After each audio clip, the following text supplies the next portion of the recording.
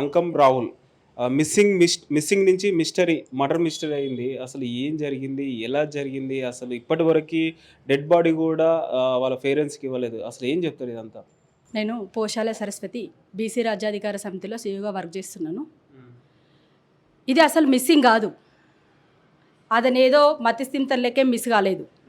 అతన్ని హత్య చేశారు క్రూరాతి క్రూరంగా. అతను పెద్ద చేసిన తప్పు కూడా ఏం లేదు. అతన్ని ఘోరాతి ఘోరంగా హింసించి చట్టాన్ని చేతిలోకి తీసుకొని హత్య చేశారు. ఈ హత్య చేసిన దోషులారా, దగ్గర 20 రోజులు అవుతుంది. మీరు ఎంత ధైర్యంగా ఇళ్ళలో పడుకున్నారు? మీకు అసలు భయం లేదా? చట్టాలంటే భయం లేదా? ప్రభుత్వాలంటే భయం లేదా? సమాజం అంటే భయం లేదా? మీరు దారుణంగా ఒక అబ్బాయిని హింసించి చంపి ఇండ్లలో ఎట్లా ఉన్నారు మీరు? మీకు అసలు ఎంత ధైర్యం ఉంటే మీరు ఇళ్ళలో ఉంటారు? ఇమ్మీడియట్గా లొంగిపోండి.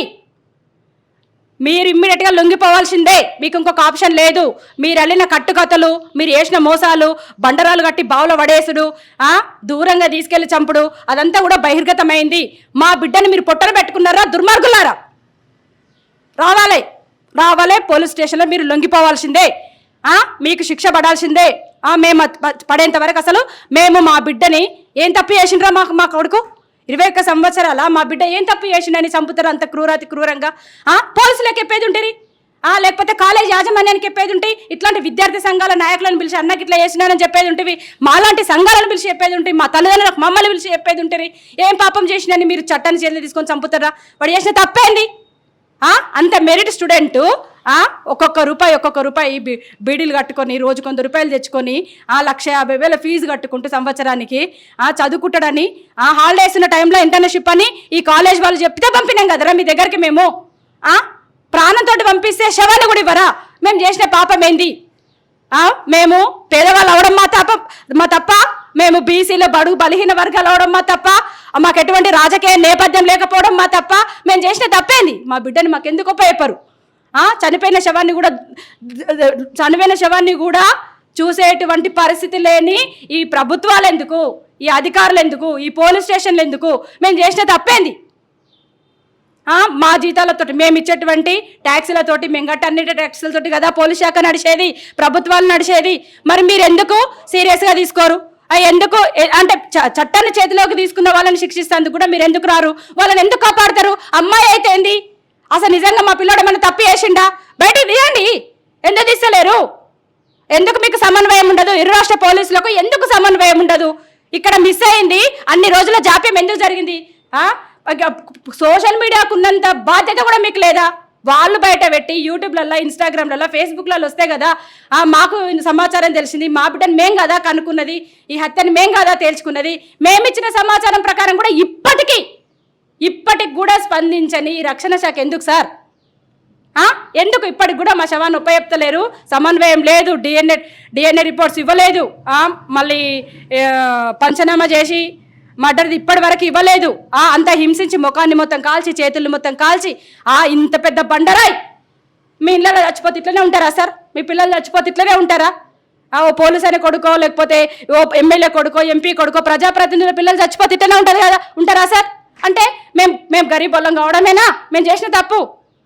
మేము ఎందుకైనా సార్? ఈ వ్యవస్థల వల్లనే కదా మా కుటుంబాలు ఈరోజు ఈ విధంగా ఉన్నాయి. మీరు ఎందుకు సమాధానం ఇయ్యరు సార్? దయచేసి ఇప్పటికైనా కూడా ఇరు రాష్ట్ర ప్రభుత్వాలు, అయ్యా పవన్ కళ్యాణ్ గారు మీకు ఈ విషయం పట్టదా సార్? మీరు న్యూస్లో చూస్తలేరా సార్? మీకు తెలుసలేదా సార్? మీరు ఎందుకు సార్, ఎందుకు ఈ విషయం లోపల చొరవ తీసుకొని కనీసం బాడీని, దోషులు మీ ఏరియాలో కదా సార్ చచ్చిపోయింది? మీ యొక్క ప్రకాశం డిస్ట్రిక్ట్ నడిబొడ్డునే కదా సార్ చచ్చిపోయింది? మీరు ఎందుకు పట్టించుకోరు సార్? ఎక్కడ మీకు పబ్లిసిటీ కోసము మీ యొక్క పలుకుబడి పెరగడం కోసం మాత్రం ఎక్కడికంటే అక్కడికి వెళ్తారు. మరి మా ప్రాణాలంటే లెక్కలేదా సార్? మీకు గౌరవం లేదా సార్? మా పిల్లల్ని మాకు ఉపయోగంలో చొరవ తీసుకోండి సార్. మీరు ఎందుకు తీసుకోరు? మాదంటారు, మా జాగిర్ అంటారు, ఊగిపోతారు, తూగిపోతారు. మేము మిమ్మల్ని ఏమంటలేం కదా. మీరు ఏం చేసినా మేము యాక్సెప్ట్ చేస్తున్నాం. వేలు వచ్చి సినిమాలు చూసి మిమ్మల్ని కోటీశ్వరులను చేస్తున్నాము, సెలబ్రిటీలను చేస్తున్నాము. ఇలాంటి వాటికి మీరు ఎందుకు స్పందించారు? మేము చేసిన తప్పేంది? మీరు చొరవ తీసుకొని తక్షణమే మా బిడ్డను మాకు ఒప్పజెప్పాల్సిందే. ఈ పోలీసు వ్యవస్థ కానీ ఈ వ్యవస్థ ఎందుకు ఇంత నిర్లక్ష్యం చేస్తుందంటారు? మరి ఎందుకంటే సార్ మేము పేదలం కదా, మాకు మేము బయటికి రావాలంటే కిరాయిలు సార్ 100 రూపాయలు ఒక్కొక్కరు బిడి కట్టుకొని వచ్చాం మేము. ఒక రోజుకి మాకు ఎంత వస్తుంది? 100 రూపాయలు వస్తుంది. ఆరోగ్యం బాగాలేకపోతే అది లేదు. మేము నెలకి 2,000 3,000 సంపాదిస్తాము. మేము ఇట్లా తిరగాలంటే, మేము ఆంధ్రాకి పోవాలంటే ఇళ్ళ దగ్గర మాలాంటి మహిళలు 100-200 ఇస్తే ఛార్జీలు వేసుకొని ఇప్పటికి 10-11 సార్లు పోయినాం మేము. ఛార్జీలకే దిక్కులు మాకు న్యాయానికి ఎవరి దగ్గరకు పోవాలా? ఎవరిని అడగాలి? ఏమన్నారు ఎమ్మెల్యే గారు? ఏమన్నారు? ఆ అబ్బాయిని పట్టుకోవాలి, ఈ బాడీని ఇవ్వాలి అని అన్నారు. అయిపోయింది మా ఎమ్మెల్యే గారు. ఇంకా నెక్స్ట్ ఏముంది?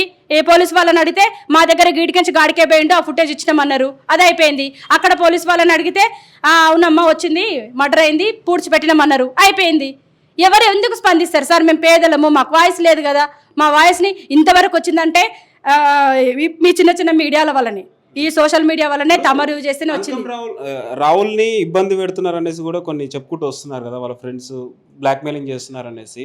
ఇదంతా గొడవ స్టార్ట్ అయిందే ఒక అమ్మాయి వల్ల. అసలు ఆ అమ్మాయి ఎవరు తాలూకా, ఆమె బ్యాక్గ్రౌండ్ ఏంది, ఇంత స్టోరీ రావడానికి ఏంది అసలు?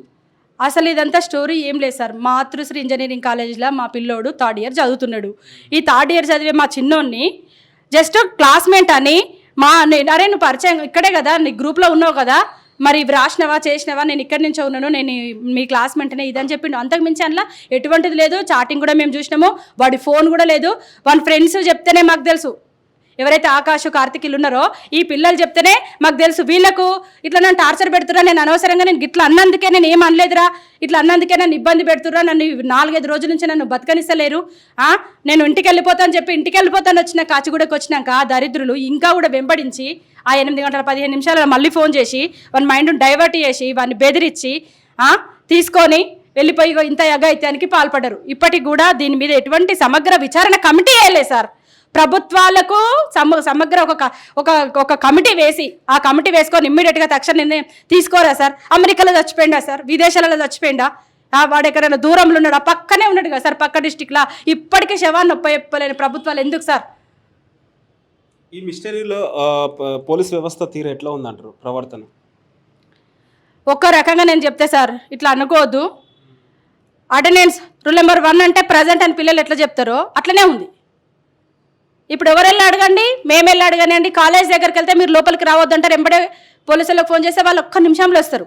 మరి ఇదే ఆ కాలేజ్లో 4-4.5 గంటలు ఆ పిల్లల పైన ఇబ్బంది పెడుతుంటే తోటి విద్యార్థులు ఒక్క కాల్ చేస్తే పోలీసులు వచ్చేవాళ్ళు కదా. అప్పుడు ఆ పని చేయలేదు. కానీ మేము వెళ్ళి అడిగితే మాత్రం చెప్తారు ఇవన్నీ కామన్, మమ్మల్ని అడగొద్దు. ఇంకా వాళ్ళు చెప్పింది ఏంటంటే అక్కడ మీడియా కానీ పోలీస్ వాళ్ళు కానీ, మీరు అడగాల్సింది మీడియాని పోలీస్ వాళ్ళని, కాలేజ్ వాళ్ళకి ఎటువంటి సంబంధం లేదట. మీడియాని కానీ పోలీస్ వాళ్ళని అడగమని ఒకటి చెప్పినారు. అంతా అక్కడ మాట్లాడుకుంటున్నారు, అంతా సెటిల్మెంట్ అవుతుంది, మీకేమన్నా కావాలంటే అక్కడ పోండి అని చెప్పిండు ప్రిన్సిపల్. నేను ఎన్నిసార్లు అడిగినా అదే చెప్పిండు. అక్కడంతా సెటిల్మెంట్ అవుతుంది. కాచిగూడ పిఎస్లో పేరెంట్స్ వాళ్ళ బంధువులు ఉన్నారు, అమ్మాయి వాళ్ళ బంధువులు ఉన్నారు, ఆ పిల్లలు ఎవరైతే ఇబ్బంది చేశారో వాళ్ళు కూడా వచ్చారు. ఇదంతా సెటిల్మెంట్ అయిపోయింది, మీరు ఎందుకు వచ్చారన్నారు తెలుసా? మేము మళ్ళీ పరిగెత్తుకుంటూ వెళ్ళినాం సార్. ఇక్కడ పోలీసులను కూడా తప్పుపట్టేది ఏం లేదు. సెటిల్మెంట్ చేసేంత పెద్ద ఫ్యామిలీ వాళ్ళంతా వాళ్ళు అదే అన్నారు, అదంతా సెటిల్మెంట్ అవుతుంది, మీకు ఎందుకమ్మా, మీరు అసలు ఏంది అని అంటే, అరే మేము అమ్మలం, మేము ఒక పిల్లలకు తల్లులం, మేము అరే మా కడుపు కొత్త మీకు తెలియదా ఏంది చెప్పండి ఏం జరుగుతుందో అంటే, లేదు అక్కడంతా సెటిల్మెంట్ అవుతుంది వెళ్ళండి అని నవ్వి ఇది కామన్ అని చెప్పిరు. ఒక్కరు కూడా కాలేజ్లో పిల్లలు కానీ లెక్చరర్స్ కానీ ఒక్కరిని కూడా మాట్లాడనిస్తలేరు. ఎవరు కూడా మాకు స్పందించలేదు సార్. చాలా వాళ్ళ యొక్క రెస్పాన్స్ ఎట్లుందంటే ఫీజులని పట్టించుకున్నంత కాన్సన్ట్రేషను విద్యార్థుల రక్షణ మాత్రం ఏమాత్రం లేదు. అందుకే పక్క రాష్ట్రంలో తమిళనాడులో విజయ్ తలపతి గారు ఈ మధ్యకాలంలో ఏదైతే సీరియస్గా తీసుకోవాలని పైన రియాక్ట్ అయ్యారు. మరి ఇక్కడ ఎందుకు అట్లా రియాక్ట్ అవ్వట్లేదు అంటారు? ఎందుకంటే చిత్తశుద్ధి లేదు ప్రజలపైన. పరిపాలన అంటే వాళ్ళు ఏమనుకుంటున్నారు, ఉన్నటువంటి ఆస్తులు ఆదాయాలు ఆ కార్పొరేటు ప్రైవేటీకరణ పైన వచ్చే ఆదాయాల మీద ఉన్నంత కాన్సన్ట్రేషన్ పబ్లిక్ మీద ఎందుకుంది సార్? అసలు పబ్లిక్ మీద ఉంటే 85% ఇప్పుడు తెలంగాణలో ప్రైవేటీకరణ ఎందుకు అవుతుంది? అన్నిట్లలో విద్య ప్రైవేటీకరణ, వైద్యం ప్రైవేటీకరణ. మనం ఇప్పుడు హాస్పిటల్ పోతే 20,000 అవుతుంది ఒక రోజుకు పుట్టిపోయినా కూడా. ఇవన్నీ కూడా డబ్బుల మీదనే కాన్సన్ట్రేషన్, ముడుపుల మీద ఉన్నది చిత్తశుద్ధి. పబ్లిక్ మీద ఎందుకుంది? పబ్లిక్ మీద ఉంటే ఇలాంటి పరిస్థితి ఎందుకు వస్తుంది? సో మహిళలకి ప్రాధాన్యత ఎక్కువ ఇస్తున్న ప్రభుత్వం ప్రజాపాలన అని చెప్పుకుంటూ వస్తున్నారు కదా, మరి ప్రభుత్వం ఏం ప్రజాపాలన సార్? భద్రత లేదు. ఇవాళ మా పిల్లల్ని స్కూల్కు పంపాలంటే మాకు రక్షణ లేదు. విద్యార్థి రక్షణ చట్టం రావాల్సిందే, బాలికల రక్షణ చట్టం రావాల్సిందే. ఈ రక్షణ చట్టాలు మీరు తీసుకోండి, ఏది కొలమానంగా తీసుకుంటారో తీసుకోండి. తెలంగాణ లోపల క్రైమ్ రేట్లో 2nd నుంచి 1st ప్లేస్కు రాబోతోంది. దేన్ని బేసి వేసుకొని మీరు రక్షణ చట్టం తీసుకురావాలో అన్ని ఎలిజిబిలిటీస్ ఉన్నాయి సార్. రక్షణ చట్టం, విద్యార్థి రక్షణ చట్టం రావడానికి గతంలో జరిగిన క్రైమ్ రిపోర్ట్ అనేది 5 నిమిషాలకు ఒక అత్యాచారము, 10 నిమిషాలకు ఒక మర్డర్ జరుగుతుంది. ఏ ప్రాతిపదికనైనా మీరు రక్షణ చట్టం తీసుకొచ్చి మమ్మల్ని రక్షించాల్సిందే. భద్రత లేదు అసలు. సో ఫైనల్గా ఏం చెప్తాం? మీ డిమాండ్స్ ఏంటి, ఏం చెప్పాలంటున్నారు? సార్, మేము లాస్ అయింది, మా పిల్లోని మీరేం తిరిగించలేదు. ఉపశమనంగా మేము అడిగేది ఒకటి, నిర్లక్ష్యం వహించినటువంటి కాలేజీ యాజమాన్యం ₹1 కోటి ఇవ్వాలి. ఇట్లాంటివి ఏవి పునరావృతమైనా మేము ఊరుకోము మహిళలము. 2, రక్షణ శాఖ, పోలీస్ వ్యవస్థ ఇమ్మీడియట్గా శవాన్ని మాకు అప్పగించాలి, దోషుల్ని కఠినంగా శిక్షించాలి. ఒక కమిటీ వేయాలి, కమిటీ వేసి 24 గంటల లోపల మాకు తేల్చి చెప్పాలి. లేకపోతే తల్లిదండ్రులు చచ్చే ప్రమాదం ఉంది. ఎందుకంటే వాళ్ళు తింటలేరు. 5 రోజుల నుంచి వాళ్ళ చెల్లికి వామిటింగ్స్.